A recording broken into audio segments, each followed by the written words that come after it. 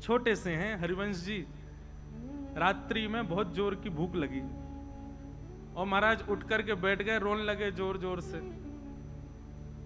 रोते रोते मैया से कहे, बोले मैया मुझको भूख लगी, कछु पवाओ। पिताजी मुझको भूख लगी, कुछ खिलाओ। जैसे आजकल के बालों को कुछ भी दे दें तो ऐसे ही कुछ ले आए, बोले लो खा लो। बोले नहीं, पहले भोग लगाओ। माता जी पिताजी बोले रात के 1:30 बज रहे हैं, 2 बज रहे हैं। अब उस समय घड़ी तो नहीं होगी, पर हाँ ये कही होगी अर्धरात्रि हो रही लाला। ठाकुर जी शयन कर रहे हैं, उनको उठा के भोग कैसे लगाए? बोले नहीं नहीं नहीं, मुझे तो भूख लगी है। अब बोले इसको भूख लगी है और ठाकुर जी को उठा नहीं सकते हो, खाएगा भोग ही। दूध ला करके रख दिया, बोले ले इसको पी ले। वहां पर बोझे नहीं, पहले ठाकुर जी का भोग लगाओ। ठाकुर जी का यदि भोग नहीं लगा होगा तो ग्रहण नहीं करेंगे। रोते रोते रोते रोते खूब समय बीत गयो। पिताजी माताजी भी परेशान, बोले सोनी नहीं दे रहा, क्या करें? खा कुछ रहा नहीं है, पी कुछ रहा नहीं है, भोग लगा के ही पाएगो।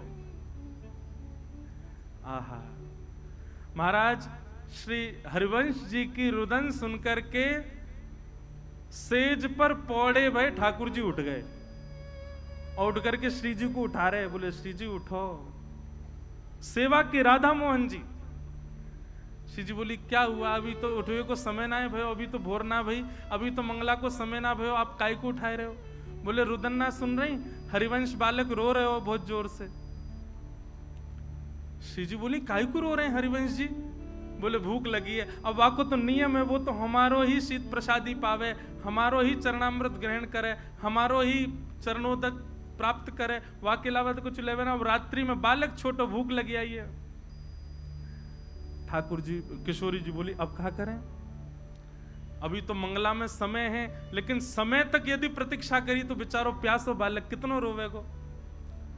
सो ठाकुर जी सेज से उतरे और अपनी झारी, जल पीवे वाली झारी, वही से ही किशोरी जी को कही कि पाम लटका लो नीचे। किशोरी जी पाम लटका के बैठ गई ठाकुर जी, और ठाकुर जी अपनी झारी जीते ही अपने चरणन को धो रहे हैं।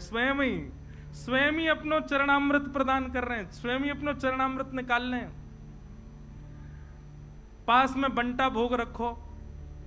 ठाकुर जी गए, बंटा भोग उठा के लाए, खोल करके किशोरी जी के मुख में पवाए और स्वयं पाए, वहां को भोग निकाल करके सामने धर दियो।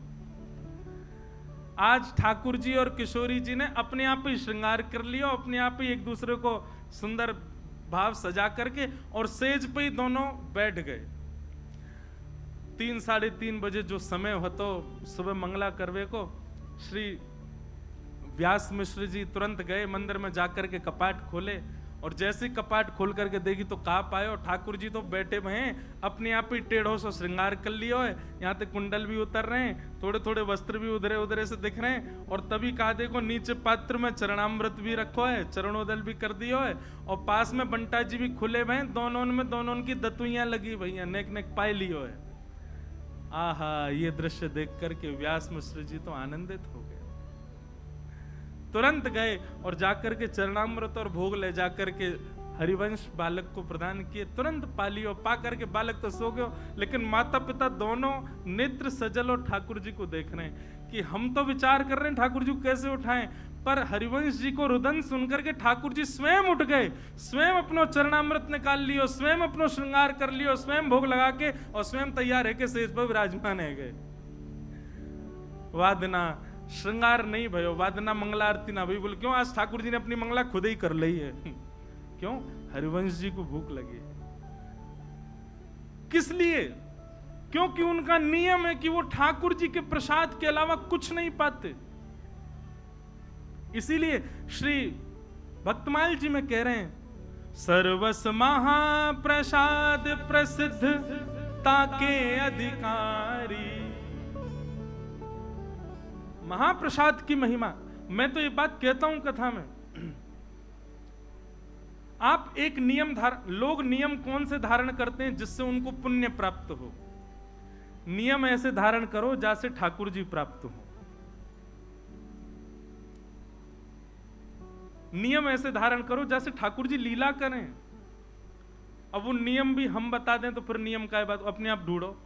ऐसा कहां नियम करें जैसे ठाकुर जी प्राप्त हो? महाप्रसाद पावे को। एक नियम ये श्री महाप्रभु जी से आप सब सीख सकते हैं क्या? आज के बाद जो ठाकुर जी को अर्पित नहीं है उस वस्तु को लेना ही नहीं है, ग्रहण ही नहीं करना है।